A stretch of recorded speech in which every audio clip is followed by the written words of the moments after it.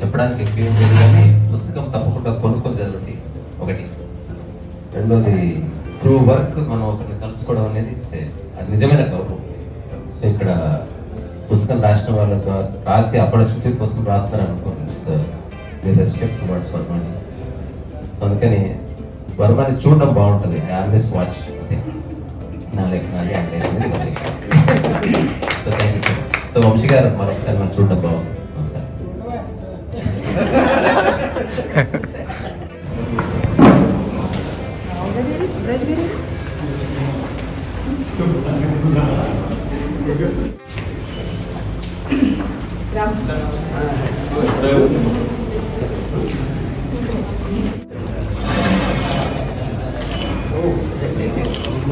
Books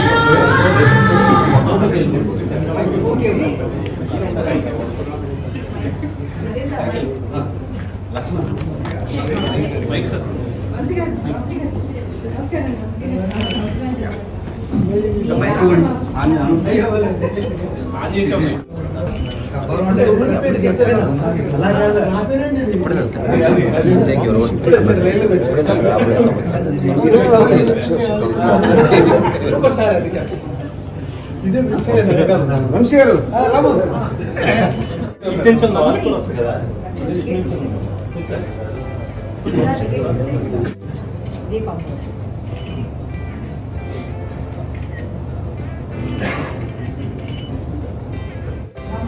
Vamsi గారు నమస్కారం. మరి పక్కన ఎవరు సార్?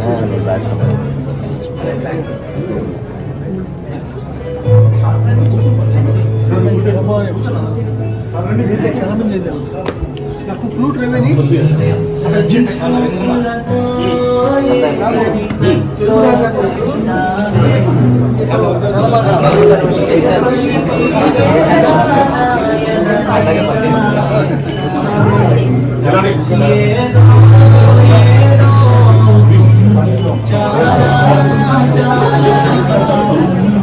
తీయాలా?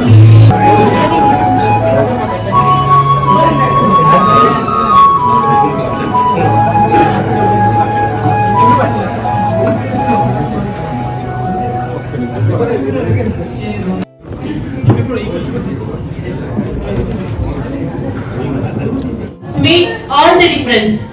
రాముడు చేయి తాకట రాయి అహల్యగా మారిందంట. ఈ రోజు ఈ రాముడి రాకతో we all again started breathing that fresh air as the air around us is filled with the fragrance of your presence, sir. We all truly thanks అండి మీరు మా ఆహ్వానాన్ని మన్నించి ఇక్కడ మా విజయజం ఛానల్ తరపున మా టీమ్ మహా ఛానల్ తరపున ఫైట్ మహా టీమ్ ఛానల్ తరపున విచ్చేసినందుకు, అలాగే రవి గారు, అలాగే సిరాశ్రీ గారు, అలాగే విశేష్ గారు, ఇక్కడ పెద్దలందరికీ కూడా మా విజయజం టీమ్ తరపున ఫైట్ మహా తరపున స్పెషల్ థ్యాంక్స్ అండి. టీజర్ తో స్టార్ట్ అవుతుంది. దాని ముందే ఏం చెప్పాలంటే మాట్లాడటం కాదు కానీ చెయ్యాలని తాపత్రయం చాలా ఉంది. లాంచ్ రామ్ గోపాల్ వర్మ గారి ఛానల్ నాకు అది ఒక్కటే చాలా సాటిస్ఫై అయిపోయాను అనుకున్నాను. కానీ దాని తర్వాత చాలా చాలా స్పెషల్స్ చాలా జరిగాయి నా ఛానల్లో. ఒక చాలా చాలా స్పెషల్ ఇప్పుడు జరుగుతుంది. అదేంటంటే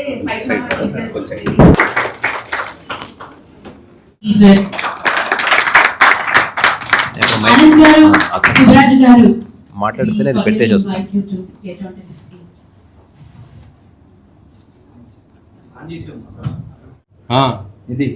ఇది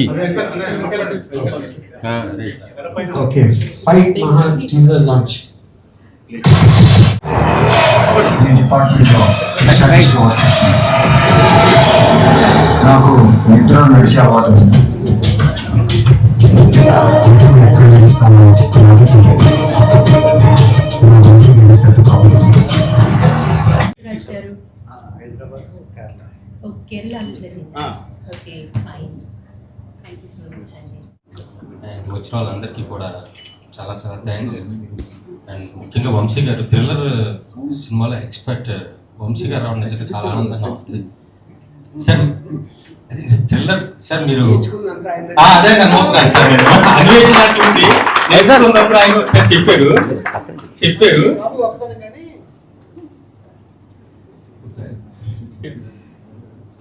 thanks Ravi, thank you so much అండి. ఇది ఫైట్ మహా టైటిల్కి యాక్చువల్గా మహా అనేది ఆ సినిమాలో క్యారెక్టర్ పేరు పెట్టి ఎవరైతే ప్రొడక్షన్ ఇస్తున్నారో అతని పేరు మహా.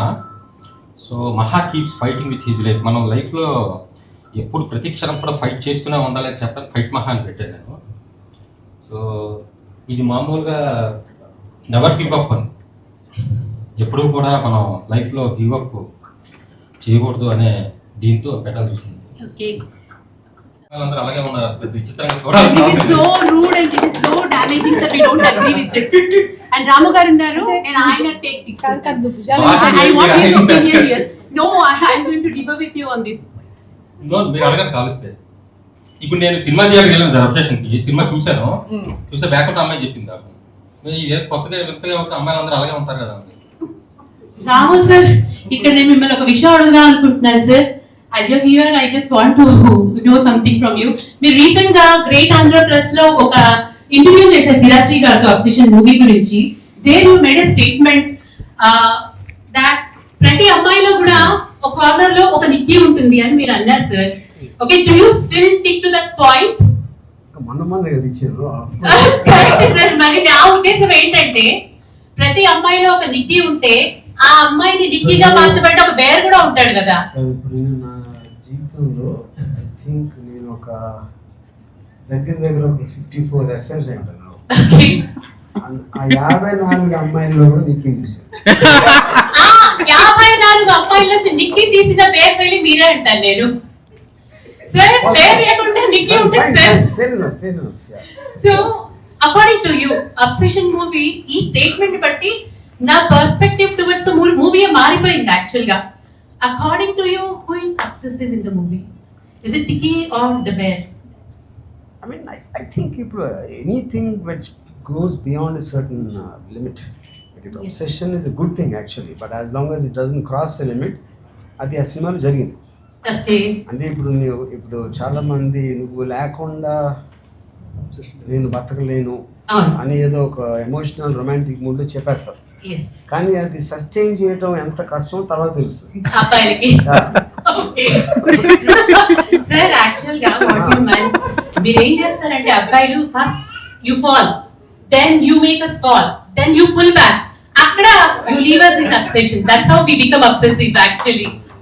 అంత సింపుల్ కాదు. But that's true, I feel. మీరు అమ్మాయి కాబట్టి మీకు తెలియదు. Perspective difference. అవును సార్, మాలో నిక్కీ ఉంది, మీలో వేరే ఉన్నారు. You have to agree with this.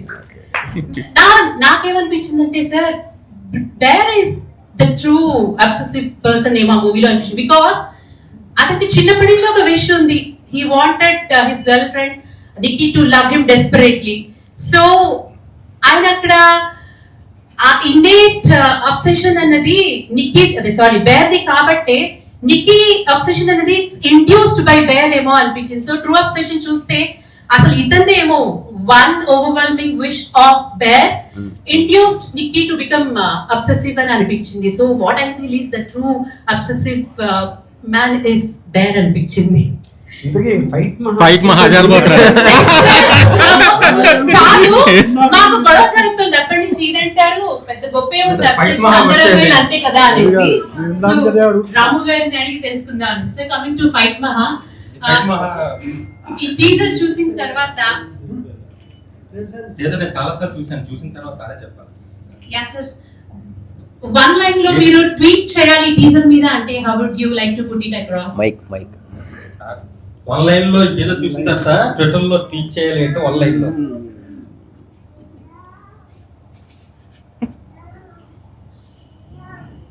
కొంచెం టైం బాగా చెప్పారు. సార్ ఒక నాకు డౌట్ ఉంది. చాట్ జీపీటీ హ్యూమన్ బీయింగ్ అయితే మీ సినిమాలో క్యారెక్టర్ పెడితే హీరో పెడతారా విలన్ పెడతారా? చాట్ జీపీటీనా heroine? Heroine Ramu garu chat GPT chip మీ బ్రెయిన్ లో కానీ పెడితే మీరు ఏ రాము గారిలా ఉంటారా, నేచురల్ ఇప్పుడున్న ఆర్జీవి గారిలా ఉంటారా? నేను ఎప్పుడూ చచ్చిపోయాను చాట్ జీపీటీతో.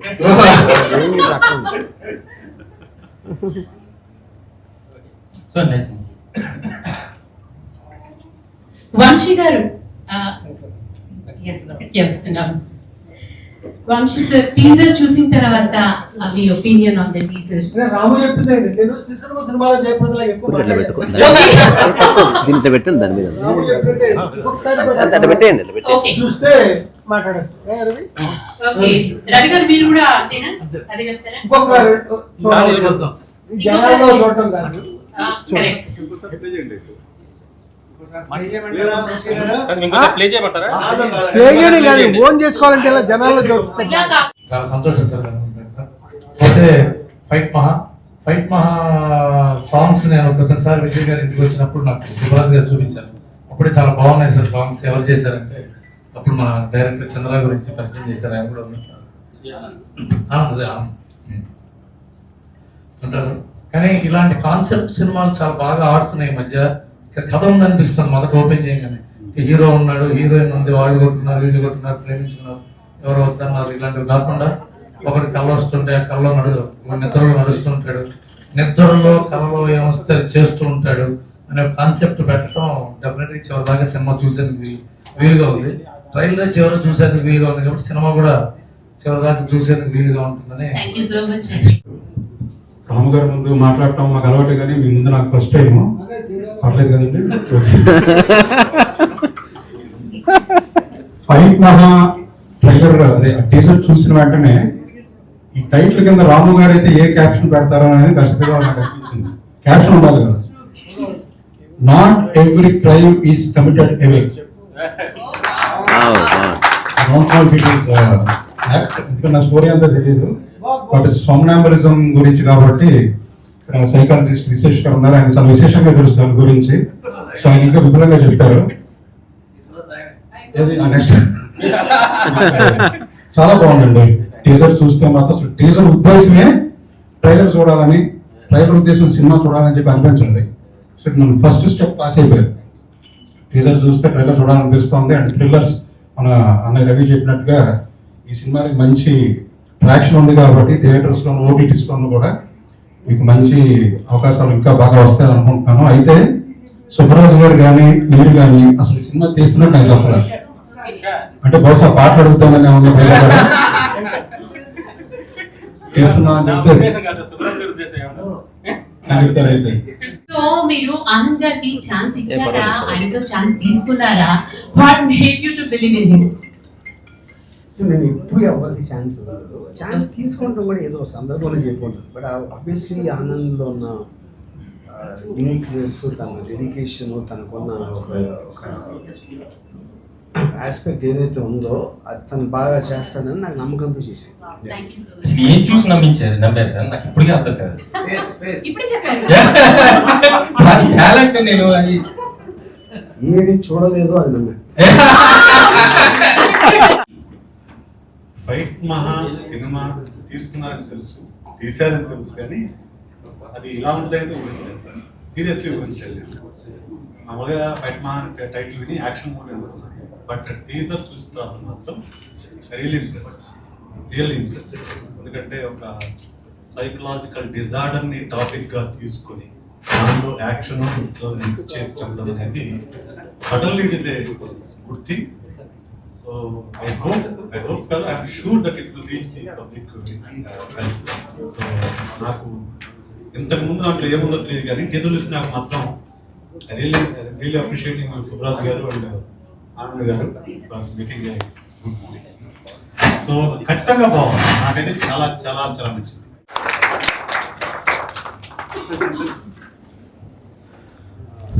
Start with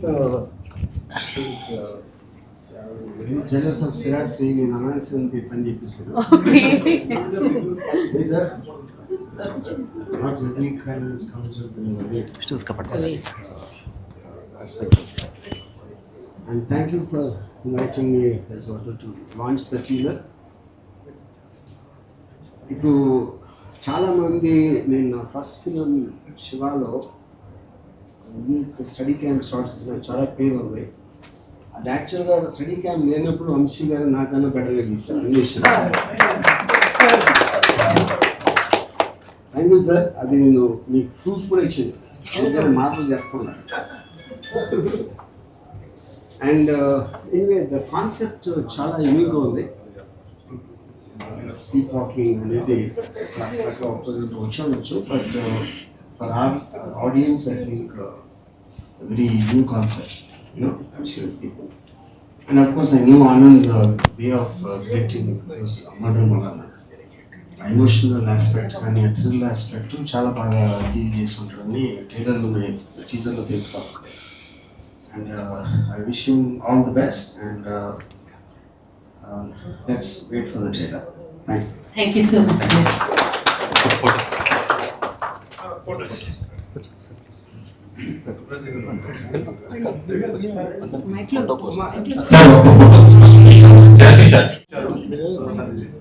చాలా మార్పు చేర్పు జరిగిన తర్వాత ఎట్టకేలకు పుస్తకం రిలీజ్ అవుతుంది. సార్ ప్లీజ్ సారీ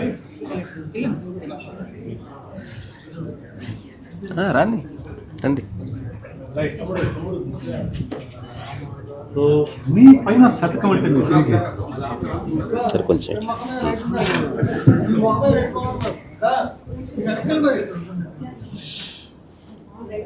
నా పైన శతకం అంటే నేను పోయేమో అని అన్నాను.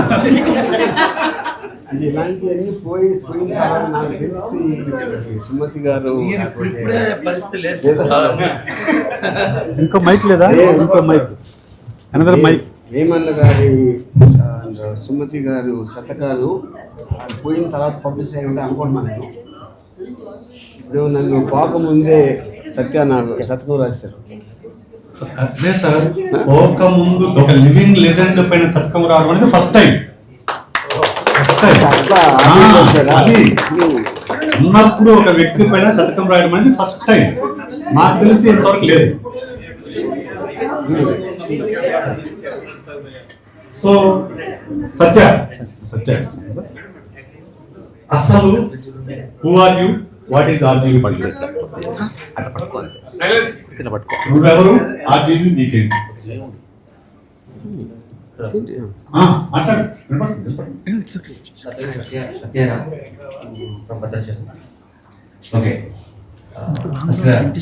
అనిపిస్తుంది. వర్మ గారు అమ్మగారికి, నాన్నగారికి, తర్వాత వర్మ గారికి. అయితే ఇది రాయడానికి బలమైన కారణం ఏంటి అంటే సార్ యొక్క నా ఇష్టంలో 188వ పేజీలో 180వ ప్రశ్న ఉంటుంది. సార్ మిమ్మల్ని కలవాలంటే ఏం చేయాలి అని. దాంట్లో ఆయన అంటారు జవాబు, మీరు అబ్బాయి అయితే ప్రయత్నం చేయకండి, అమ్మాయి అయితే కొత్తలు పంపించండి, లేదు అంటే అబ్బాయి అయినా అమ్మాయి అయినా మరి ఏదైనా మీ తెలివితో నా మేధస్సు దగ్గర అయితే ఆ ప్రయత్నం చేయండి అన్నారు. ఆ ఆలోచనతోనే ఇక్కడ దాకా ప్రయాణం మొదలుపెట్టి సాగించడం జరిగింది. That's good. Thank you, sir. That's great. Great answer. And శతకం రాయాలని ఎందుకు అనిపించింది? పుస్తకాలు చాలా మంది రాశారు, శతకం రాయాలని ఎందుకు అనిపించింది? అంటే ప్రత్యేకమైన వ్యక్తుల గురించి మనం ప్రత్యేకంగా తెలపాలన్నప్పుడు సామాన్యంగా మాట్లాడే పదాల కంటే ఏదైనా ఈ చరిత్రలో నిలిచిపోయే కొన్ని వాక్యాలు చాలా విలువైనవి రాయాలని ఒక ఆలోచన నుంచి, అది తట్టు మా వర్మ ఎప్పటికీ మా వర్మే కాబట్టి అది చూపించాలి సమాజానికి. ఆ ప్రయత్నంలో భాగంగానే మా వర్మ అని పెట్టి రాశాను సార్. మా వర్మ శతకం. ఈ శతకంలో ముఖ్యమైనది వర్మ సార్ వాళ్ళ అమ్మగారి స్పందన. ఆ స్పందన అనేది చాలా ప్రాముఖ్యంగా రాశారు. అది నేను తర్వాత చెప్తాను, చెప్పాను. ఓకే, ఒక్క నిమిషం. That's good. ఇప్పుడు వర్మ గారు ఓకే, అదే మా వర్మ అమ్మగారి స్పందన ఒకసారి వినండి. రాము గురించి సత్య రాసింది చాలా చాలా ఆశ్చర్యంగా ఆనందంగా ఉంది. రాము అక్క కొడుకు, అన్న కొడుకు, రాముతో కలిసి పెరిగి కలిసి తిరిగి ప్రతి పనిలో రాముతో ఉండి గమనించి అర్థం చేసుకొని వ్రాసినట్లు ఉంది అని రాశారండి స్పందన. ఈ సరిపోతుంది పుస్తకానికి. సో అది sir. That's great. So Ram గారు, ఇప్పుడు మా జనరేషన్ బట్టి మీరు ఖచ్చితంగా హీరో, రైట్? కానీ ఈ జనరేషన్ కూడా మీరు హీరోగా ఉన్నారు. నాకు చాలా ఆశ్చర్యంగా ఉంది. జెన్జీ కాదు, జనాల్ఫా కూడా మీరు ఒక రోల్ నాకు చాలా ఆశ్చర్యంగా ఉంది. I just want to listen her response from Dhanya. She is daughter of Satya. She is I think 16 years old. How old are you? I'm 17. 17 years old. Yeah, please. Hello, sir. I'm Danya. నేను భద్రాచలం నుంచి వచ్చాను. So first of all mindfully congratulations daddy. నీ first book that one handsome and RGB sir మీద. First of all I'm so grateful to hear right నా. ఇదంతా నాకు ఒక dream లాగా అలా అనిపిస్తుంది. So from 6th class I think నేను ఆర్జీబీ సార్ని రామోయిజం వీడియోస్లో అండ్ ఇంటర్వ్యూస్లో డాడీ టీవీలో పెట్టి చూస్తూ పెరిగాను. అండ్ డాడీ కన్నా చాలా తక్కువ తెలుసు సార్ మీ గురించి నాకు.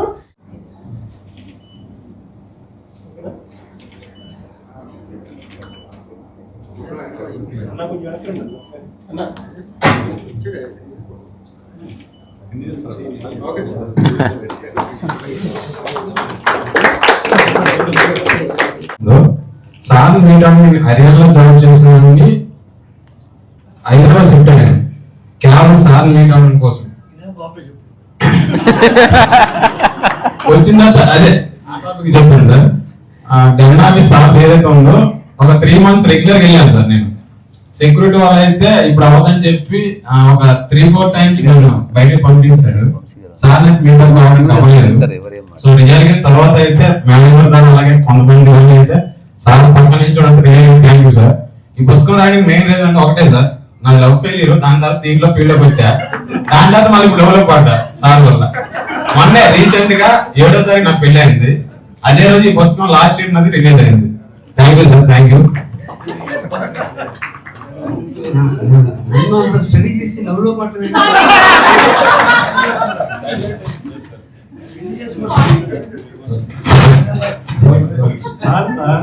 ఆర్జీవి అందరూ ఇష్టపడతారు, కానీ ఆర్జీవి లాగా ఆర్జీవి ఒక్కడే బతకగలడు.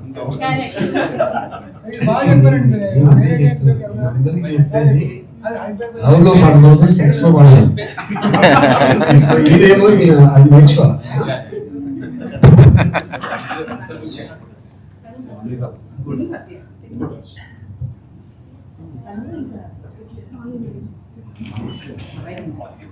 Once again, ఒకే షాట్ చూడడం, it feels like a dream come true for me. 2 biggest legends. Telugu సినిమాని వేరే లెవెల్కి తీసుకెళ్ళిన వీళ్ళు. అలాంటి నాకు వైజాగ్ లో ఫస్ట్ టైం నా ఇష్టం బుక్ దొరికింది సార్ ఒక రోజు ఈవినింగ్. ఇంకా పడుకోలేదు ఆ రోజు. ఇంకా అప్పటి నుంచి that kept on fooling the brain. ఆ తర్వాత రామోయిజం అండ్ వేరియస్ థింగ్స్. రాము గారి జీవితం గురించి కూడా తెలుసుకునే అదృష్టం నాకు దొరికింది. మేము ఆ సినిమా పూర్తి చేయలేకపోయాం, కానీ మేము చేస్తాం అది సూన్. అండ్ నరేంద్ర గారి పుస్తకం కోసం కూడా నేను వెయిట్ చేస్తున్నాను.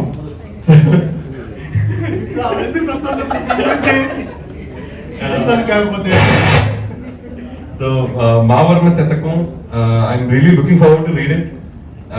ఆల్ ది వెరీ బెస్ట్ అండి. వైరస్ ఆర్జీబీ వైరస్ రాసిన రైట్ మీ స్పందన. చెప్పడానికి ఎక్కువ ఏం లేదు, కానీ పుస్తకం తప్పకుండా కొనుక్కొని చదవండి ఒకటి. రెండోది, త్రూ వర్క్ మనం ఒకరిని కలుసుకోవడం అనేది అది నిజమైన గౌరవం. సో ఇక్కడ పుస్తకం రాసిన వాళ్ళతో రాసి అప్పటి శృతి కోసం రాస్తున్నారు అనుకోండి. It's the respect towards Varmaji. So అందుకని వర్మని చూడడం బాగుంటుంది. I always watch. అంతే, నా లైఫ్ నాది, ఆయన లైఫ్ అనేది వాళ్ళ life. So thank you so much. So Vamsi గారు మరొకసారి మనం చూడడం బాగుంది. నమస్కారం.